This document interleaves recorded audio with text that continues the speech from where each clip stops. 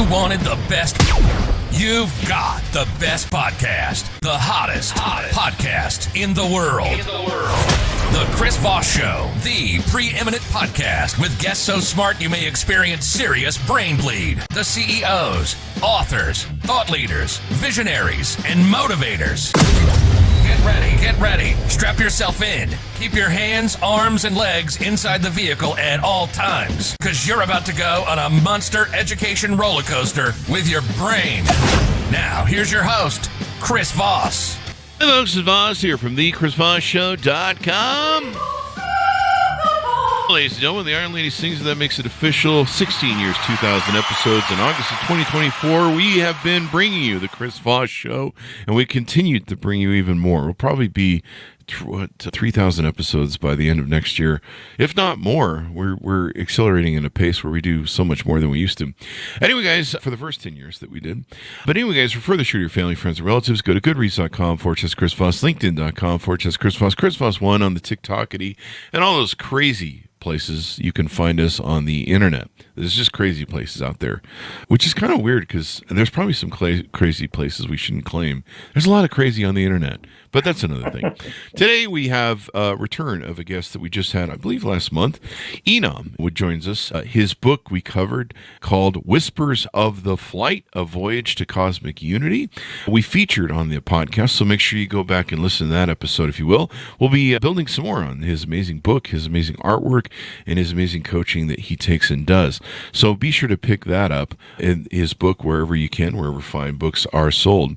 INAM, the author, was born into hardship and affected by polio, but found solace in art, turning pain into beauty. Despite numerous obstacles, he became a celebrated artist through resilience and creativity. His appreciation for Sufi wisdom revealed the universe's mysteries to him. He's also a prolific poet and playwright with international acclaim. He believes that Sufism is an advanced and more comprehensive version of manifesting self-awareness techniques. Self-awareness, who knew? We need more of that in this world. No more victimhood, folks. Let's stop that. One does not need to follow a specific religion to understand and apply the methods and tools described in his book to embark on the path of Sufi personal transformation. All the methods outlined in the book are non-denominational. And if you're a fan of Rumi's wisdom, you'll love Whispers of the Flight. We'll get into what that means. INAM, welcome to the show. How are you? Thank you so much for inviting me again, Chris. I'm really grateful, honored to be on your show, and I'm really doing great. We're honored to have you, and I'm glad you're doing great. Give us the .coms. Where can people find you on the interwebs? I'm going to give you maybe 3 .coms. One is my art website, which is mostly used by everybody all around the world, which is INAMgallery.com, INAMGALLERY.com. The website for the book is Whispers of the Flight, as the name of the book.com. And my life coaching website is elevatelife.guru, Guru. Your book was released on August 16th. It's been a few weeks since. How's things been going? Things are better than I expected. The book has been selling at one of the top 2% of Amazon list. The first week, it was the top #1 book on Amazon in 3 categories. So I'm very excited. I was not expecting this kind of a success. It's doing extremely well. Congratulations. I'm very happy about it, and it's continuing to do well. And I think some success you can claim, Chris, because your first release of the show definitely had something to do with it too. I'll claim all of it. No, I'm just kidding. I'm sure that there's other people out there. So, yeah, it's people should go back and listen to that episode from last month. Just put in INAM. You should be able to pick INAM's name up and in the search bar of the Chris Voss Show. And, of course, most of you listen to the show. 96% of the people listen to the show all the way through. So you probably may have heard it, but go back and listen to it again. That or order up the damn book already. So one thing we talked about last time was your life coaching. And tell us more about what you do, what specific methods you use, and what's unique to your practice versus others. I'm going to start with a little history. Okay, I'm very much involved with the local communities here in the Atlanta area. Primarily involved with helping out single moms, orphanages, kids needing help, the teenagers who, get into trouble and needing help, advisors, and keeping them on the path, I've been doing it for the last 20 some years on a just private basis, just going and volunteering myself with different organizations. And so that accumulated, that gave me the knowledge base, the database of common problems that people face and issues that people face. And I'm talking about all sorts of issues, from childhood to people even at 90 years of age. So I've dealt all of them in the last 20 years or so. And since I used to do a radio program like yourself and a TV program, people knew me, and they used to call me for advice online, and then it started happening on the phone. They started happening face to face.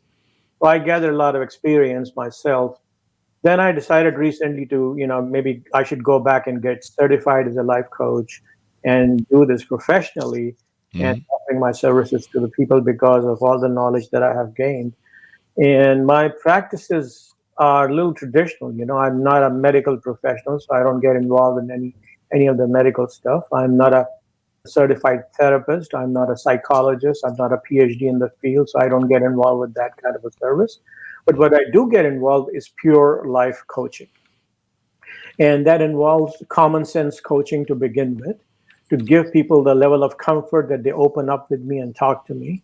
And then, based on my experience and experiences of multiple people that I have interacted with in the past 20 years, I share with them what has been successful and what has not been successful. Now, everybody's unique, and their own issues are, they have their own issues to deal with. But in majority of the cases, there are similarities, there are patterns, and they do work out very well. But I even go beyond that and apply certain techniques that I have learned through different people, certain masters, reading books, going to seminars, gaining my own insight is to go a little bit holistic in my approach in the life coaching side of the business. For example, I definitely use spiritual healing, as my book is nothing but a spiritual inner cleansing. So there are methods that help people out, and regardless of what religion you follow or you don't follow a religion, spirituality is something that I would say 90% of the people believe in, and they can relate to it. So I definitely use spirituality as a tool because I have tremendous amount of experience in that field, following the Sufi methodologies, and I'm trained in different other techniques also coming from South Asia, like India and all that too. So I combine that. I even combine aromatherapy into my teachings. I even combine, techniques that work with me, by the way, was like weighted blanket. People who sometimes go through anxiety in such a way that they're kind of afraid of the world, for example. And I went through that process myself one part of my life.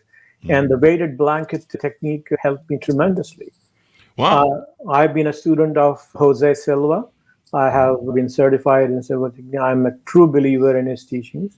And certain techniques, very small techniques that he has taught, do work very well. For example, the water glass technique, you drink a glass or a couple of sips of water before you go to bed at night with an intention.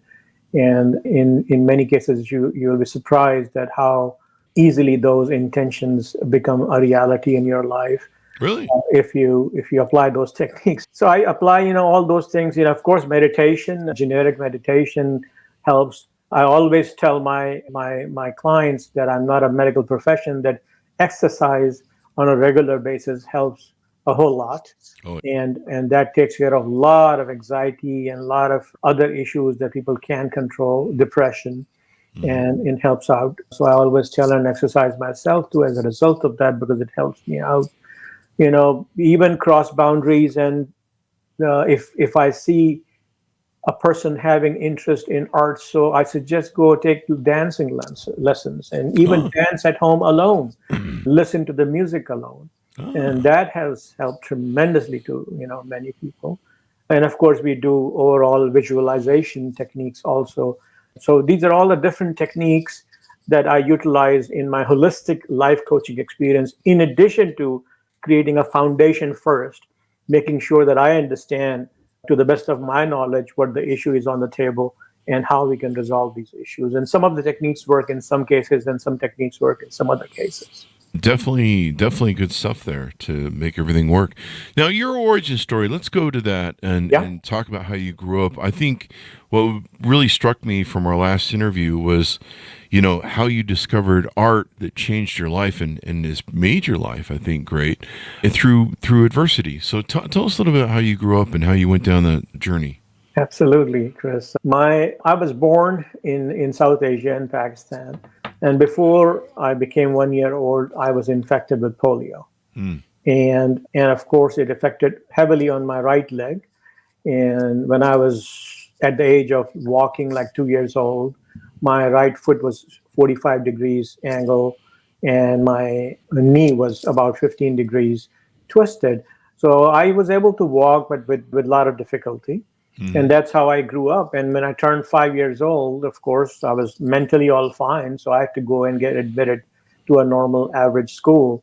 And, kids can be brutal. Oh, yeah. And so I was facing all the adversity, all the issues going to the school and being called so many different names. And above all, it was all boys school.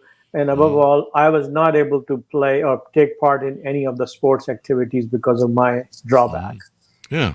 And that was a huge issue for a 5-year-old child, and you felt inferior, you felt you lose your confidence, and you start building a personality which is not very positive. You can't build something positive on that kind of a foundation. But my good luck that my art teacher identified me as someone who's sitting in the corner and not being very happy with life. So she took me to the art room one day and she said, would you spend the time when the kids are outside playing, learning how to draw and paint? And I said, I would love to do that. And I had no option. I mean, I had to say yes. So I had no idea whether I was able to draw or paint. I was 5 years old. And she started teaching me on a daily basis, 5 days a week, and lasted, Chris, for 5 years. Wow. So by the time I was 10, I was drawing portraits with pencils on a piece of paper like any other professional artist would do. Wow. So that gave me the foundation of the art on a daily basis that I actually needed to gain confidence, to face the adversity, to find a solace, to find a spot where I excelled, where others did. And all the credit goes to that teacher, and I can never repay her. And have you ever seen her since? Did she see you become a successful artist, or did you ever follow up or bump into her again? I was always in touch with her. I was always in touch when I went to high school. I was always in touch with college. I came to the US in 1984 as a student for my master's, and I was in touch with her at that time too. She was the first one to receive my phone call when I finished my MBA and all that. And 3 years after that, she passed away. Oh, wow. And I did attend. I was able to fly back and attend her funeral because she was like my second mother, who really gave me all the confidence in the world that I needed, basically, to proceed further. So that's something that I just can't repeat. I'm still in contact with her family members, her kids, and they're like my brothers and sisters. And so after that, I didn't do professional art, never did professional art until then. I was first exposed to oils and canvases for the first time in the US. And frankly speaking, I was not even able to afford canvases and oils growing up in Pakistan. Oh, wow. And I found my job after I finished my MBA, required travel primarily to Eastern Europe. And that's where I saw the prettiest birch trees in the world. And I fell in love with those trees. I started painting those trees.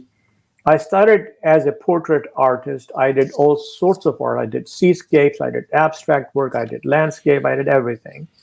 And I still do, whenever there is a need. But now I'm known throughout the world as a landscape artist who uses a lot of texture on a very thick canvas. So if you see my painting from the side, Chris, it's at minimum half an inch thick or sometimes an inch thick with paint. Holy crap, that's a lot of paint. That's a lot of paint. And that's my Bob forte. Roth going on there. That's my forte. And you're going to laugh at this, that oil paint is not easy to play with. I'm sure. It takes a couple of months to dry. Oh, really? Since 80% of what I do goes to Europe, I had to fold the canvases to ship, and it will break at shipment too. So I was Oh, wow. looking for a medium that I can mix with oil to make it thicker and harder and stronger. I tried everything in the world that they manufacture in the industry. Nothing worked perfectly for me. And one day I was at Home Depot and I saw a lot of sawdust on the ground. And I said, let me try sawdust, mixing it with oils. Oh, really? Yeah, and I mixed it up with oil at 40-60 ratio. And I cannot tell you how that day, how happy I was. Wow. Because A, the painting dried in 2 days. And B, I was able to roll it up in 1 week and ship it to Europe. And I've been doing it for 20 years, and not a single piece has been returned as a cracked piece since then. Wow. And it probably creates some unique textures. It does. It sure does. It creates a thicker texture. And I'm very proud to say, and I use this line all the time in my exhibitions, that I'm proud to put nature back in the nature. Ah, I like that. Nature back in the nature. And your paintings are usually of nature. So That's correct. It's all landscapes. It's primarily all landscapes. I take commission work for all of the, landscapes too, portraits too, but it's maybe less than 5% of my work. But 95% is all landscapes, basically nature work. But I love your story, your origin story, your hero's journey. And that's just so great. And I think we highlighted this a little bit last time you were on, but talking about how important it was that someone, took interest in you and cared about your potential and your journey, and changed your life. I mean, there's so many times where people help each other out and they don't realize that sometimes that can be, one of the greatest things that you can change someone's life. I cited in my book 2 or 3 stories where someone changed my life and they changed it. I mean, I shudder to think what life would be like if it had not been for these just moments, these blips of influence that were, they literally took my life and turned it at 180 around, and I can't imagine what my life would be like without their influence. And so I think I just love your story that woman took interest in you, taught you art, and here you found this great outlet for yourself that inspires and helps other people. That's true. And the moment that you are referring to, Chris, I believe there are no coincidences. I believe in the fact that the universe works with you, feels you out, and provides an opportunity, people, conditions, environment, timing, where you basically meet with the resolution or the solution that changes your life. And that's my moment, was that moment when I was sitting in the corner of that classroom, very sad, not being able to do anything. I used to wear those shoes, if you remember, like in Forrest Gump. Like Forrest Gump, the ones, with the rails on the legs and stuff. My sister used to wear those. Who was born with cerebral palsy? Yeah, they're not fun to deal with. They are not fun to deal with. They're not. They clank and they're heavy, and they're back then they were probably all steel too. They were my steel. sister's was, I think now they probably can make them with something lighter, but that's true. Yeah, it's a challenge. You come through this, and now you can inspire other people. You can influence other people through the help that someone else gave to you, and off you go. That's true. I'm sure that I was probably not born like this. With all these feelings and whatever I do for others. It was her teachings, and it was not that she was teaching art only. She was implanting certain seeds, in my heart. And my parents were like that too. Like my parents also promoted certain feelings in me that, we used to buy lunches at the cafeteria in the school, and they would give me twice the money because they were able to afford that to buy lunch. And they would always say that you find a kid who cannot afford, buy the lunch for him too. Your parents did that. Wow. Yeah, from the beginning. That is amazing. You build these things in your heart and your mind that you're not alone in here. You're part of, it's one thing that you're part of. And if you are taking care of someone else, is actually taking care of yourself. So these experiences changed my life totally. Now I'm part of UNICEF. I'm part of Bill and Linda Gates Foundation, Rotary Club. Wow. I go out and speak on behalf of these organizations for the polio eradication programs all throughout. And there are only 2 or 3 countries left where this polio exists now and still exists. And hopefully it will go away in the next 5 years with all the efforts. So I actively, work in the local communities also. All this is not me. All this is the teachings of my teachers and my parents who implanted these seeds in my heart, which is producing fruits today. And now you coach people with your work and help them achieve their goals and stuff. How can people onboard with you on your website or interact with you? How do they onboard and see if they're a fit for you and some of your programs that they can review? Sure, we go through an onboarding and making sure that I am a fit for them, and that process. The best thing is to go on my website, which is elevatelife.guru. Guru is the website, and people can go on that website. There's a detailed form. Unfortunately, I have to see just to make sure that if I'm the right fit for them or not. So I go through all that, and I don't entertain 2 clients per day. That's all. I don't take more. It's not, my purpose is not to make money out of it. My purpose is to give proper, dedicated, focused time to everyone. We say an hour-long session, but a lot of times it ends up in 2 hours and 2.5 hours or whatever. So that's okay with me. But I want to make sure that I find the person that I can bring some value to. And if I don't, then I do recommend that person to other people who can actually benefit them. So again, the website is elevatelife.guru, Guru. And your listeners are more than welcome to go on there if they have a need. I'll be more than happy to evaluate. And looking over the website, you've got your life coach, you've got the process there. They can schedule an appointment. And I just love how you're paying it forward, helping people where they need the inspiration like you did.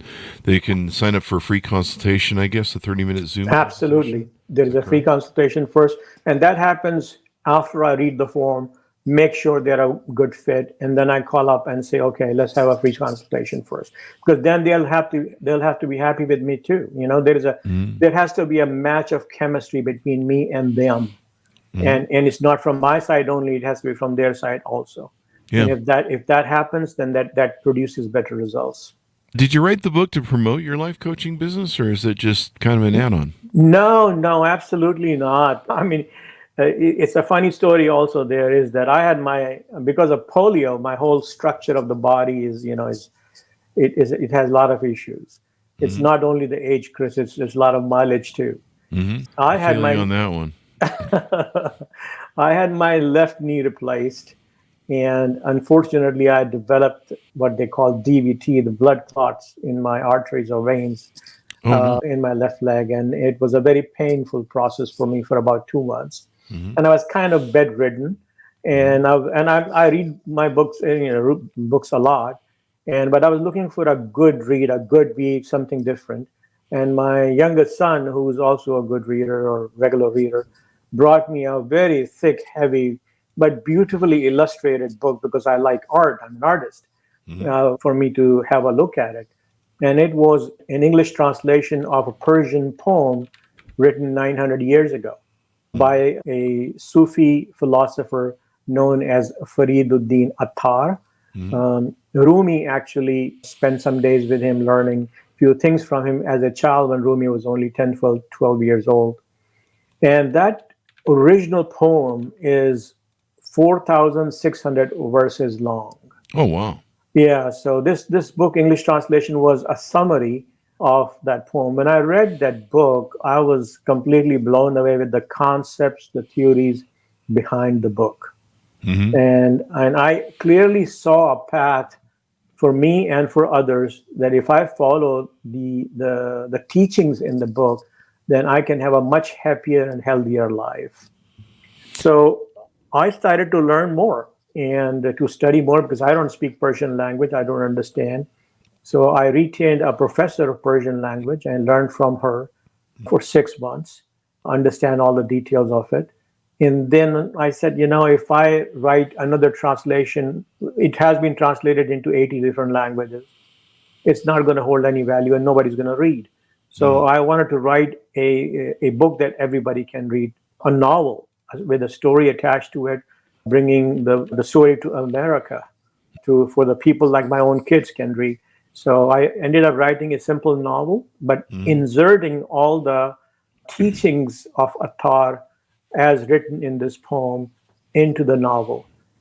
So as the readers read the novel, they enjoy the novel, the story, the characters. At the same time, they get the messages embedded in the book so that they can go through an inner cleansing process and hopefully become a better person or a transformed person when they finish off the novel. And you painted the book cover yourself. Yes, I did, your sir. artwork right on there. That's true, as you can see behind me too. I'm very proud of it. It came out extremely well. I wanted to stay true to the subject because the original poem is about the birds. It's a journey of the birds. The 30 birds reach the destination. I don't want to go into the details of all that, but it's a story of the birds basically. And the English version of the poetry is called The Conference of the Birds. And that's why it's known in the book industry, the poem. I wanted to stay true to the concept, to the poem, and that's why I ended up drawing or painting.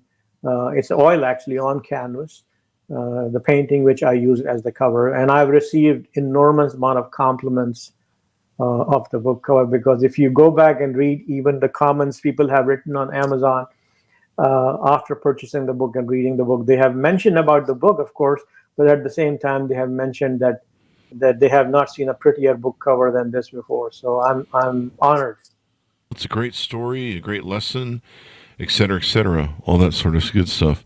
What's the future hold for you? Is there more books coming on the horizon? You going to focus on the coaching? Anything new coming up you want to plug? I'm definitely focusing on coaching. There is no doubt about that. I would like to, because this professional coaching is new to me, just a few months old. Before that, I was doing all ad hoc, on the pro bono basis.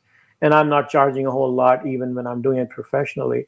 But I would like to focus on that. I already have ideas for the next 4 books, but I have not started writing. Just for the second book, I have done the basics, which is about 20 pages or so, the table of contents, what I have in my mind, an intro and stuff like that. But hopefully, maybe in the next 12 months or so, I might be able to finish up that book also. And hopefully I'll be back on your show again then. Yeah, we'll have you on for the other book, and we'll just keep rocking. So this has been fun to have you on. Your story is inspiring, INAM. People just love it, and they'll love the book. Give people the .coms you want them to check out as we go out, and where they can pick up the book.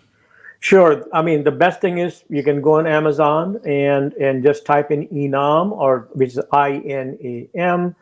You can type in the name of the book, Whispers of the Flight. You can type in the category, which is spiritual self-help, and you will get to this book. There are 3 versions of the book available on Amazon right now, which is e-Kindle version, paperback, and hardcover. I'm hopeful my publisher is a bit late on the Audible version, but we should be able to upload that within 2 weeks from today. So by the time hopefully your show is up, that 4th version will also be available on it. But quickly, if you give me a minute, I want to add one more thing regarding the book is that, the book is book, and I've mentioned that it's a novel based on what. But I really want your audience to know that if they end up reading the book, what will they take home as a message, or what kind of transformation they might actually go through this. So there are multiple messages in the book. But there are 4 distinct messages, if you allow me to end with that. The number one is that the book tries to teach that life is all about the journey and not the destination. That we always forget. We try to hit so hard on the destination that we lose the flavor or the enjoyment of the journey. Sometimes, like the story of Lord of the Rings, for example, right? The hero The whole story, so successful, so beautifully written, is about the journey of the hero. It's not about the destination. So that's the number one message that people will take, but will take it in a different way, the Sufi way, the Sufi approach, how the Sufi methodology teaches that. The number one is that the book teaches you how to stay calm in life. When we give too much focus on outward world, on the toys, and spending 16 to 18 hours of work and making as much money as possible, which is not a bad thing to do. I'm not against making money. But what happens is that at the same time, we have to go through an inner cleansing process also. For example, there is a level of physics, Newtonian physics, all the laws we are aware of, they work. But there is a new form of physics that people discovered in the last few decades, which is the quantum physics, which looks inside subatomic level. It has its own world. And that world apparently is much larger than the world that we see. Similarly, the book also teaches you how to look inside at the subatomic level and discover yourself to reach to the level of satisfaction that the outer world cannot provide you. And you will experience that if you read that book. Third goal is that it also teaches the importance of self-awareness. As the Socrates once said, that know yourself. That's the first step in life. A sane person, an adult should do is to know yourself, who you are. And he believed that understanding yourself is the key to all wisdom. And the book teaches that also, that how you can go about and find a method that will help you to discover yourself, your reason for your existence in this universe, not only in this world, in this universe. And lastly, the most important message that the book tries to give you is the importance that we are all part of the same universe and this cosmic unity. And it can influence the sense of belonging, sense of harmony, and a strong belief that you're not alone in this world. And that's a huge thing, especially in the Western world, that why Rumi is the most read writer in the West is because he provides you a spiritual help in such a way that you don't feel alone. And the book also provides you the same thing, basically to find the unity with the universe and how you can go and find yourself entangled with the universe and aligned to the others. So these are the four distinct messages that the book gives you. And hopefully at the end of this, it transforms a person and hopefully some of the people, if not all. Well, it's been fun to have you on, INAM. Thank you very much for coming on and sharing your wisdom on the show. Thank you, Chris. Thanks so much for tuning in. Order up his book wherever fine books are sold. Give me the title. I've closed that. Oh, there it is. The title of the book is called Whispers of the Flight. Whispers of the Flight. Too many tabs on the Chris Voss Show browser. I'm one of those people that I have a tab addiction. Like yesterday, I started running out of tabs. I'm like, where's that tab I just opened? And because I had too many on Chrome, it was like overflowing, I guess, to space. So, thanks for coming on the show. Check out the book, folks, Whispers of the Flight, wherever fine books are sold, out August 16th. And be sure to refer the show to your family, friends, and relatives. Go to goodreads.com and all those crazy places on the internet. Thanks for tuning in. Be good to each other. Stay safe. We'll see you guys next time. Thank you.